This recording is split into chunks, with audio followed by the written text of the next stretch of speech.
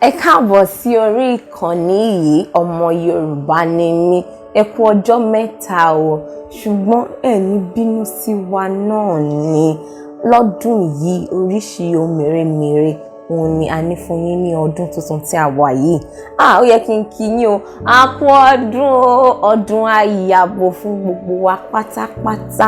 Bá ṣe wọ ọdún 2021 yìí, gbogbo nǹkan tí a fẹ́ tó jẹ́ ẹ̀dùn ọkàn ni Olúwa a ṣe fún gbogbo wa.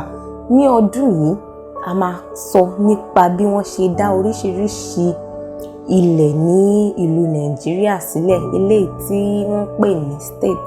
Bá ṣe dá sílẹ̀ náà a máa sọ fún yín ní ọdún yìí. A máa mú ohun tuntun wá fún yín. A máa sọ̀rọ̀ nípa ohun tá a fi lè ṣara lóore.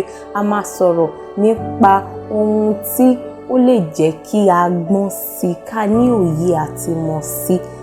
Ní ọdún yìí a sì máa ṣe àwọn fídíò kọ̀ọ̀kan tó jẹ́ wípé a ní fi ìtumọ̀ rẹ̀ ní èdè Gẹ̀ẹ́sì sí inú àwọn fídíò wa.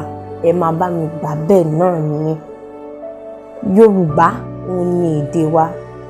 A máa ṣe gbogbo nǹkan ní ipá wa láti rí i pé a sọ dáadáa.